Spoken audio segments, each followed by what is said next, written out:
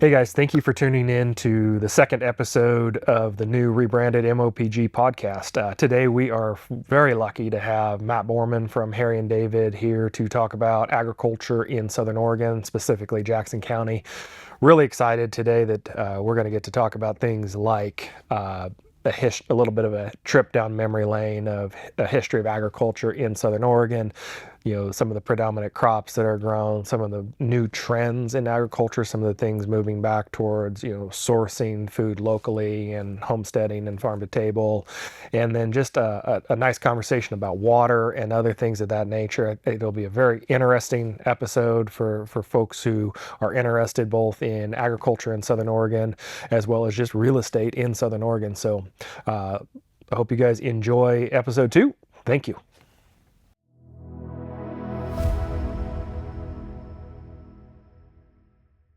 Well, for today's conversation, the focus really is agriculture in Southern Oregon, and we've got Matt with us today. And Matt, do you think you can give us just a quick intro to who is Matt Borman and just how you fit in agriculture in this region? Yeah, I'm starting my 25th year here in the Valley, working in an agricultural capacity. I run the ag operations for Harry and David, the orchards here in the Valley, and raised my family here, and it's been a nice journey. It's a lovely valley. Yeah, well, it's been a pleasure to get to hear you explain different projects that you guys have worked on. So I look forward to hearing what you have to share today and just some of your insights about the valley and maybe some of the optimism in the future. So I just want to give a quick overview of a couple things just to bring people into context with, and we're going to speak primarily about Jackson County today, though the Rogue Valley as a whole is really Jackson and Josephine counties and parts of Douglas.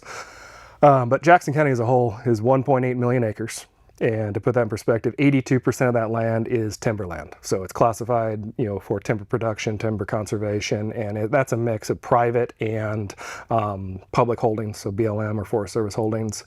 So 82% of Jackson County is forest land. 11% is considered designated for farmland. And that's what we're going to talk about today. We're going to peel back the onion of the second largest natural resource component of Southern Oregon, and really something that comes up constantly, whether it's people with hobby farms, people getting into niche agriculture, some of the permit plantings here.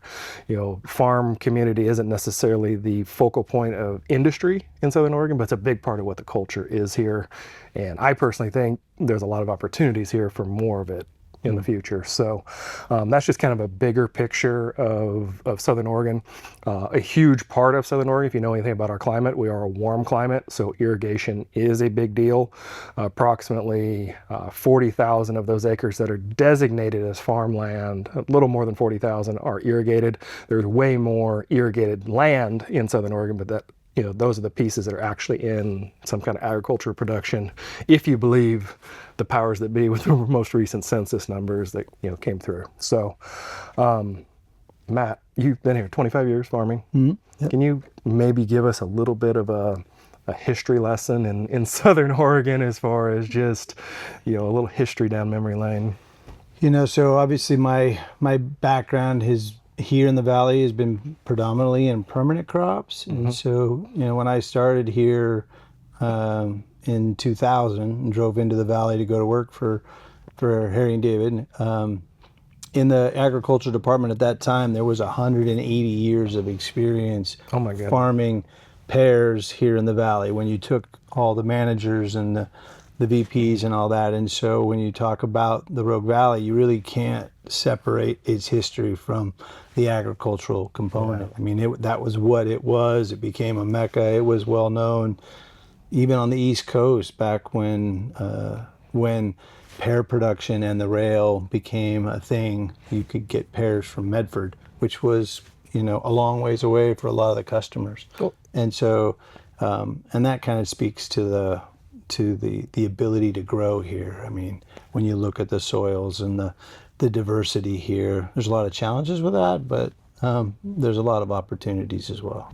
In many ways, I guess pears were at the core of the history. What, over the last, 20 to 30 years, what changes have you begun to see? I know we have the presence of vineyard, we have some other things. What's been your impression? I think with one of the things that you see is a constant, evolution in many growing regions. But here, I think when I started, there was close to 9,000 plus acres of tree fruit. And we've seen that dwindle to a little over 3,000. But at the same time, we've seen the vineyards come in and replace 3,000 of that. Yep. There's always been a presence of cattle and grazing and that type of agriculture that is suited for this area as well. And I don't know how those acres have fluxed over that time. But from a permanent crop perspective, there's definitely been a reduction in the number of perennial crops that have been grown. So what has replaced a lot of that?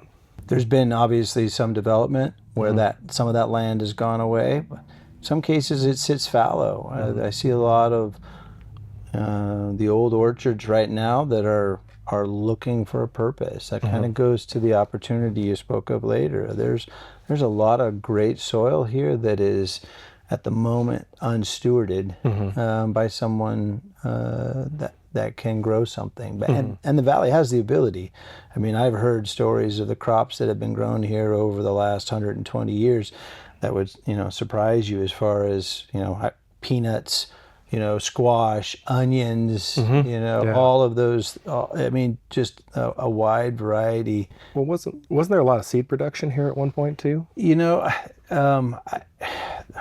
Likely, I can't. Okay. I can't speak to that, but I do know that it produced a lot of its own food. If you think about where the Rogue Valley sits and what makes it special, for a very long time, a lot of the food that was consumed here was also grown here, right? And that's definitely changed over time. Yeah. So to give a little context, I think recent, as reported a couple of years ago, I'll call it hay and or like forage type ground, was the largest acreage of cropland. It was roughly 18,000 acres. Like you said, pears and grapes are kind of running neck and neck at a little over 3,000 acres. I think we'd be remiss if we were in the history lesson if we didn't touch on cannabis for a second, just because I think it's an important part of the last 10 years. And I'll give you my impression of what I saw in the market from our side, and I'd love to hear it from your guys' side. My impression was we saw kind of three, I'll call it boom and then bust events, where we had a recreational cannabis event, we had a hemp cannabis related event, and then we had kind of an illegal market cannabis event that all happened a couple years apart from 2016 through 2022. And what ended up happening, both it affected land values, but also affected a lot of, I'll call it agricultural stewardship practices. And I saw a lot of instances where stewardship, conservation were kind of thrown out the window in chasing a dollar. And that was a really sad thing that we saw a lot of. But the market really self-leveled. If we look at today, the number of, I'll call it cannabis businesses that have survived, I don't know what the percentage is. I don't know if anybody has that data, but in my mind, it's got to be single digit percentage across all those. Well, the sheriff did a very good job of running the illegal element out of town, but the hemp and the recreational cannabis, and the ones who seem to survive and are doing, I don't know if I'd use the word well, but their businesses are continuing to function and provide a product, are people who figured out farming, like who actually understood that it wasn't a get rich quick thing. It was actually a commodity. It was something you had to farm. There was, weather events, different things. It seems from my impression on the real estate side that the impact of cannabis, other than some of the residual properties that still need some cleanup, is almost gone. Like there's a presence, but it's a real small presence. What's your... No, I think that's right on. I think from an agricultural perspective, it was interesting on many fronts, right? I would say as the amount of ag here has cycled through, it's nice to have a presence of ag, right? And so I have to say that when we started to see some activity on ground that hadn't been farmed for a while, having more farmers in the area is a way of keeping that knowledge and understanding of farming alive in a community that has quite a bit and has an economic need for that. But that quickly turned into noticing folks thinking that it was easier than it was. And so there was a significant learning curve for the valley in terms of what farming was As a like. farmer yourself, you're saying that very politically correct as to what we saw. I mean, I think it was full of mixed emotions, Yeah. right? I think there's that I really was So at times flabbergasted at what they thought farming was like, and you could see that in some of the behavior. So, yeah, well, it was interesting. I was super optimistic for about 6 months at the beginning of hemp. I was like, this could be really awesome for the valley. It could be really awesome for agriculture as a whole. And then as I talked to more people who jumped into the hemp world, realizing that many of the folks, knew less about farming than I did, and I haven't farmed for a living a day in my life. It was a questionable business model, to say the least. But the good news is, I think, like you guys have seen some of the redevelopment, on some of your guys' properties that were in orchard and now are in, triticale or other seed crops and hay crops. We're seeing more of a push back into traditional agriculture. I think that's kind of the summing up of the history in my mind, is it's kind of a return to pre-cannabis. I think too, the as weather cycles through different changes, we're seeing probably more interest from out of the area, people coming in and looking at the Rogue Valley as an opportunity to have a different climate for what they're producing, right? So you'd mentioned seed earlier. I'm not sure what the presence in the past was on seed production, but I've definitely talked to a couple of folks who are looking at this area for seed production now, right? And so there's those things change. And with ag, you have to keep looking, you have to keep thinking, you have to keep learning, and you can't. There is no final answer, right? It is, you start each year with a little hope and some knowledge, Well, it's something I want to make sure we come back to one thing, but I think the other thing in the history piece that you're mentioning there is that kind of the reemergence of the small farmer. The farmer's market person, or they're one step bigger, where they have a few channels that they sell to, or restaurants sourcing things. Like let's touch bases on that. And before we get out of here, one question I did have, just from a farming perspective, I was hoping you could kind of give me your impressions of Southern Oregon's the climate, the growing season, what makes it good to be here, what does well here. Yeah, I think the biggest challenge, when you look at an agricultural location and the weather is always, paramount, and we have just such a unique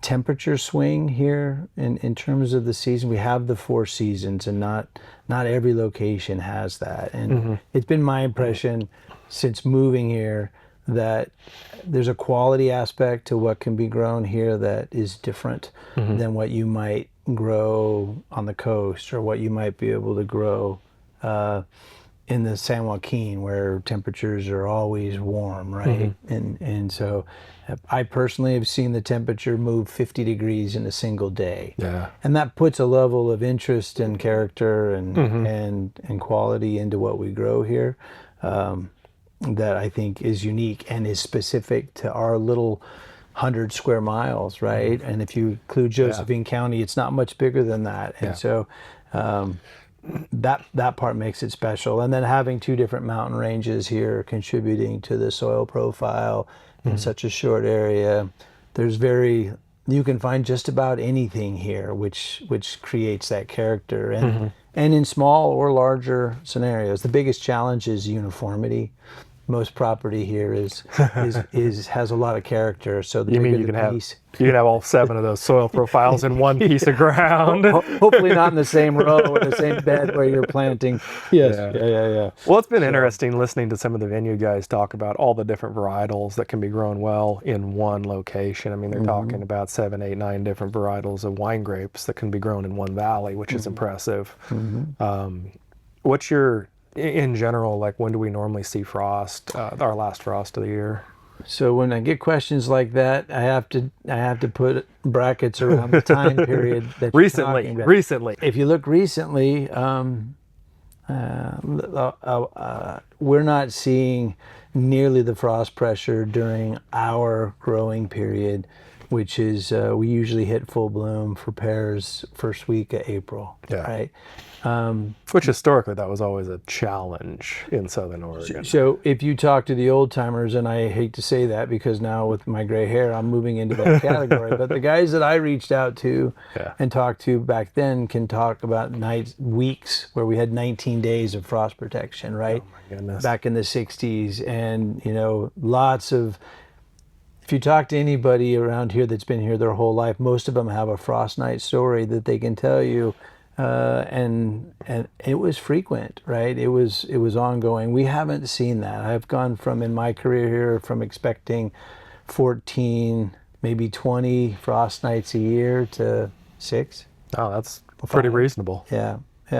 So I think the growing season, at least in this short term, has extended. So it's safe to say that the frost, sometime in the middle of April is when you're seeing your last frost normally, or? I'd like to say that, but even in the short term, that's one of the things that you have to be cautious, is that it's not out of the question to have a frost in May, and we've had one in the last 6 years, right? So, but it's not as frequent, and the number of them are not as. I think even at my personal house out in the Evans Valley, I think we got last year. We had some fruit trees that struggled in.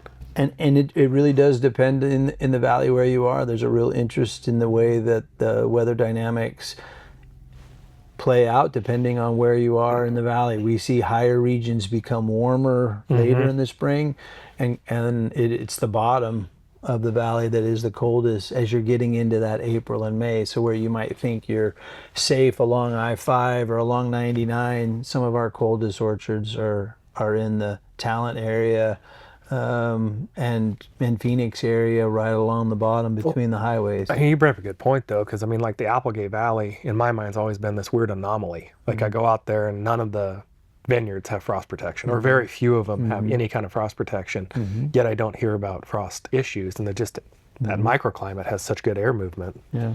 So one of the local growers, Ron Meyer, who is third generation and a kind of a legend around the valley. I can remember driving from one side of the valley in Talent to the other, and I'd been up for several hours, and I drove over and he was drinking coffee in his front window, and it was still above critical temperature, right? So you could see that just in a very short period of time. Wagner Basin. Location, I guess, is probably the mantra, whether you're farming or real estate. That makes sense. So I guess one of the topics I do want to make sure we touch on before we leave here is water. And I'm going to call it the good, the bad, the ugly, and the optimistic. And I think just to frame, some people are listening probably know a ton about water rights. Others, it's maybe the first time them hearing about it or even thinking about it. But for today, we're not going to unpack actual water rights or water law or any of that. I just want to talk a little bit more about kind of the history, where it's my impression that, prior to really 2020, Southern Oregon didn't really know what drought was. Like there was correct me if I'm wrong, but there was a few years, I'm sure, that it was short, but it wasn't really a front and center conversation. Then in 21 and 22, drought became front and center for everyone, and we could spend a couple hours unpacking all of that. And that's what I would say would be the ugly. And then the optimistic, though, is that it's brought about changes. And that's what I'm most excited about. We're kind of post-drought condition now. If you look at the reservoir levels this year, things look really good. They looked pretty good last year. But what was your experience just with water in general? Our area is known as an area that has really good water. So I would probably differ my experience a little bit in terms of the number of droughts. Okay. I looked at 21 and 22 as my fourth drought cycle here in 25 years. Okay. When I got here in 2000, we went through a drought cycle where we actually had meters put on and our water was restricted. Okay. In a couple of the districts. It's actually where I learned a lot about what we've applied over the subsequent three droughts that we've had. But you're absolutely correct. The 21 was it was the ugly, and I think the discussions about how to manage this limited and crucial resource for the valley have been ongoing. I can remember being part of something called the WISE discussion way back in the 21-22 period, and that went on for quite a while. But there's an old adage, when it rains, people don't think about drought. Sure. And so we hadn't had an ugly yet, and so a lot of those conversations, there was production of a plan and an understanding that I think has become very critical in what you describe as the optimistic, and that the districts here, although they have been working at this for many years behind the scenes, we see a very different approach after this last drought cycle, in that there's a lot more activity, a lot more focus, a lot more effort to not forget about the drought with the rains and stuff that we have right now, right? This is being viewed as an opportunity, I think, by the Valley to figure out how we go into the next one, because there will be a next one. That's just the way things work. How do we go into the next one in a better spot? And for a little bit of context, the Valley, I'm going to say, is predominantly supplied by district water. So for what anyone who doesn't know what that means, basically there are irrigation districts that are in charge of delivering stored water or live water flows to designated areas. Starting on the south, it's Talon Irrigation District, Medford Irrigation District, Rogue River Valley, and then Eagle Point is disconnected. But those are the main four that make up like 43,000 acres or something along those lines. So the predominant water supply is from district. There are properties that we saw during these recent drought conditions that had direct access to river water, to creek water, that had senior water rights that thrived through, well, maybe that's too strong a word, but did not have the challenges that the districts had. So I think the wake-up call that we're talking about here is the need for infrastructure improvement, the need for working together between the districts, the need for better water management practices, both by the district but also by the users. And I feel like 2021 and 22 was the ammunition or the motivation that was needed to bring that conversation front and center. And I feel like from conversations I've had with Jack or other people, you're on one or two of the boards, I feel like there's positive momentum. No, absolutely. I think currently I'm involved with several different boards, not only within the irrigation, but some of the others that are locally here are focused on just community economics, and all of them talk about water in terms of its reliability, whether you're talking about drinkable water for the valley, whether you're talking about how do we incorporate reusable water, and then of course the irrigation water, right? And those systems that were put in back in the 20s, the 1920s, that need some renovation, right? We need to move forward. I don't see how taking a resource like water and not doing everything we can to use it as efficiently as possible would ever be a bad idea. Absolutely. And I think what's interesting, again, observing what's happened in the valley the last few years, and again, we got a little bit of rain, so we've had a little bit of, I feel like, focus removed from it. But if we take, for example, we have a ranch that we're selling that's right at the headwaters of, not at the headwaters, but in the first 10 miles of the MID River Valley Canal. And my understanding is that in the next 5 years that it's highly likely that will be tight-lined, based on the conversation I had with the district manager at MID. And what's going to happen for that ranch is incredible. Like, what's going to end up happening is, one, they're going to have pressurized water. Two, the leakage issues that they have had to deal with, the squirrel issues, everything else is going to be completely mitigated. The pumping costs on that property are going to go to zero, because or near zero. And that's just going to be one of many, many thousands of acres that are going to be benefited by these modernizations. But what I think is even a little bit more interesting to me, and I've heard this before from a number of farmers, most of our water here is first water, meaning it comes out of its source, and when it hits your farm, it's not tailing water. It's the original water. So it's really clear, high quality water. It's not filled with nitrates and everything else. in the process of them modernizing these systems, what is your impression about what that's going to do to the long-term? Now, of course, we don't control drought conditions, but historically, Right. if we mitigate the losses from theft, from leakage, from evaporation, all those different things, I feel like, again, I'm not in any way a water engineer, but it seems like we won't have the same stress on the system that we've had for years.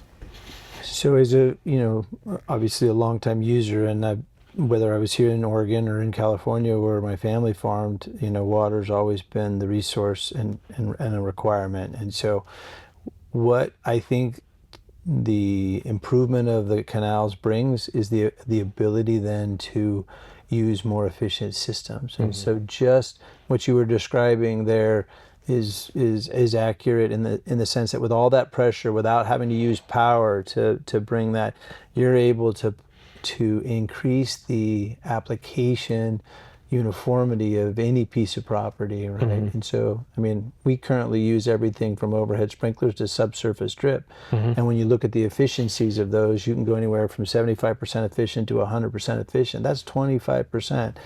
And so you can't use subsurface drip on everything, but you are able to use other forms of irrigation if you have the infrastructure in place to power it or to deliver it in such a quality that you can use a sprinkler, right? We have moss and other things in open canals that grow. And if you don't have great filters at the canal, you can end up with that being plugged and your 2 days becomes 12 hours. And all of a sudden now you're in a panic, and we don't always make the best decisions in that framework. So the more reliable, the more measured, it just opens up all kinds of opportunities for us to take what is a limited resource and do a lot more with it. Yeah, it was really interesting watching, and it was really the hemp part that made me more water conscious, because it was the first time I had ever had to do much math. So like, do we have enough water for this crop? Because we'd have properties that had weak water rights, or we'd have properties that had limited availability of water, meaning they would be on for 2 days and off for 4 or off for 12 and so on. So we had to start doing a bunch of math, like, okay, how many inches do we actually need for this crop? And I enjoyed it. Like, I was like, oh wow, this is fun. I can wrap my head around these numbers and different things. But the interesting part about it was when I started looking at what we were just saying on the efficiency side, and then on the actual application side, there was just so much in that. And I've had so many conversations with irrigation people and farmers and different things that just say it's the land of opportunity in Southern Oregon, because there is so much water that we're not taking advantage of. And I think that's finally happening, I guess, is my impression. No, I think it opens up opportunities because the canal system is the way it is, the point of delivery and the point where you may want to farm. If you don't have the infrastructure in place, then moving it around for efficient use becomes problematic. And so for us, it's been a little bit of a, hey, we know we need to get there. And so we're going to get there and hope the district and that comes along. And we're seeing that now. Well, I've also been impressed with at least the engagement of like NRCS and some of the conservation districts and watershed councils and different things, everybody kind of striving for similar goals and pursuing funding and different things to make this stuff happen. It's been cool to see. I don't know if I'd call that small government, just working together for the good of the community. It was one of the things I really liked when they started the WISE program, and I got to sit I was fairly young to the Valley, and watching all of the agencies that were there trying to solve for all the things that water plays a role in, from fish and wildlife to environment, and they were all there trying to work out a solution that allowed us to move water around the valley for the agriculture.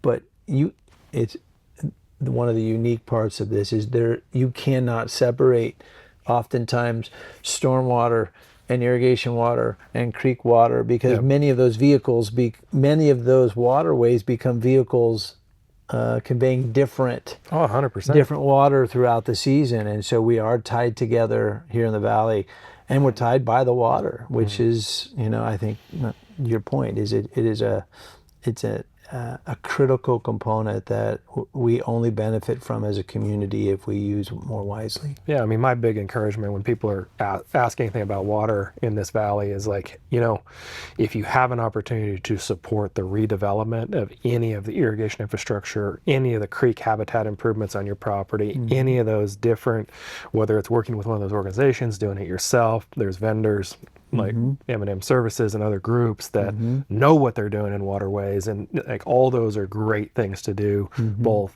in my mind ethically, but also from a property value perspective and everything else. No, So agreed. anyway, I would again kind of sum up the water. I'm optimistic. Like I think that's and it's the first time I've felt that way about, because I feel like the motivation's now here. No. I would agree with that. That we're at a new jumping off point. Yeah. And it feels good to have water while we think about it. So, what kind of trends, I guess, do you see in the valley besides the cannabis that we talked about? What kind of trends are you seeing here in the valley as far as new crops or new things that are beginning to pop up? What I'm seeing is a real interest in labeling it as food resilience, maybe a bit. It's like the homesteading movement. Yeah. There is a desire to have agriculture as part of a lifestyle, and part of an education, part of the quality of life, and I think the challenge with that is there's a lot of hurdles to get into ag.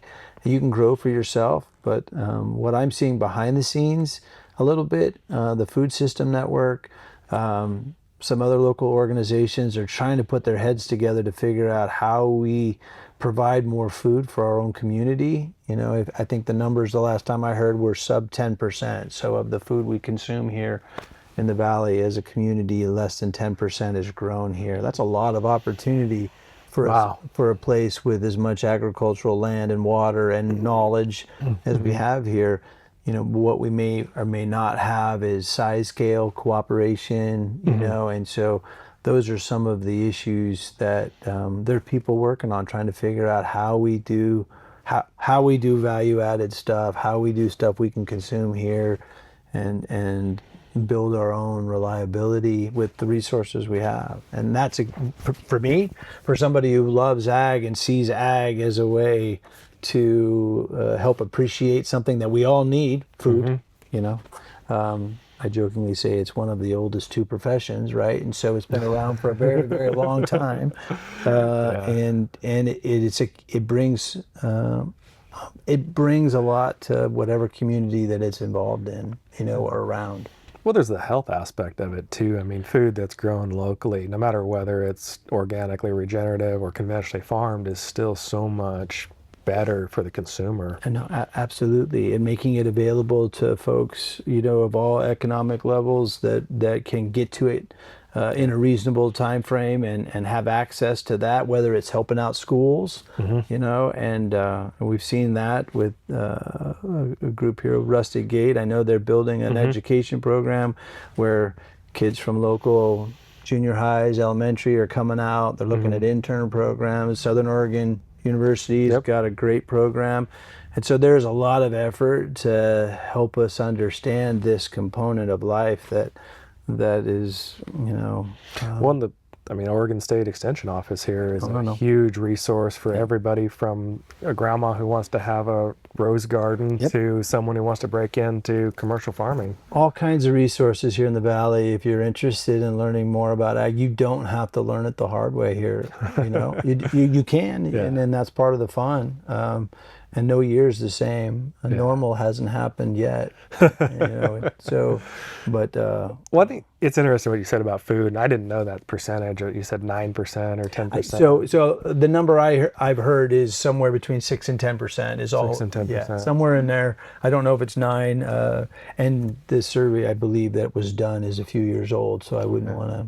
Well, I think if there's any piece of encouragement from that for anyone who's listening, like my wife and I were talking about how much that we source from either from our own property or from hunting. And it's probably pushing 50% that my wife and I and our kids consume. My wife's got a big garden. She cans a whole bunch of things. We raise a couple of cows. We raise a bunch of meat birds, our own chickens. And yes, she has the luxury or curse, either one, of staying home with the kids and being there, but she loves doing those things. It's very possible for families to do that. I think we're, I guess, a testimony to going in that direction. So I guess what I would say is whatever we can do to support that in this valley. Like, I think, as a community, if we get behind small ag, get behind farm to table stuff, get behind all that, I think this, again, speaking of opportunities, that may be the biggest opportunity to have an impact on the valley. I think here, beyond vineyards or beyond the different things. I'm excited about that. And everybody who comes to the valley or, comes over and says, hey, I want to see property, hears it from us, especially from me, like, do it. If you don't know how to do it, do it. Go down and talk to whoever. Like, that community is so welcoming. Absolutely. The people that my wife goes and visits with have welcomed her with open arms. Like, you want to learn? We want you to learn. So there's no shortage of folks here that would help someone who is interested in learning how to include growing something that you consume. There's a wealth of information. My kids, they grew up farming, so it's that thing that dad does, right? But I couldn't get them to eat a piece of cooked broccoli, but they would graze in the garden and eat, because they were eating outdoors, and so there's just so much opportunity there for kids to learn about where food comes from, and so just quick digression since we have a couple of minutes. How did you end up getting into farming? Are you multi-generational? Are you the first generation? How did that come to be? Because you started in California, right? Yeah. My parents were both public school teachers. Okay, that's not farming. And I lived in a suburb of Sacramento, but my mother's father, my grandfather, had about 400 acres of walnuts that we were very often the crew. So Gotcha. I learned to irrigate on 1/4-mile furrows with 10-inch gated pipe. Right, so which I could barely lift. I bet. when I first started, right? And so, but like with many family farms, and this is just one of the things that has impacted the number of farmers, is that as families grow, properties are divided, and it's hard to find an economically stable piece sometimes for all the members. Sure. So my wife and I decided, I worked for a hybrid seed company for a few years, graduated at Davis, met my wife, who's a veterinarian, and really enjoyed the genetics in that part of that. Her family's from the valley here, and gotcha. She's got family buried in Jacksonville, so they've been here since the 1800s. So we thought we would come north and see if we could make a go of it. And we drove into the valley. We love it here. You know, I don't see myself going back. So.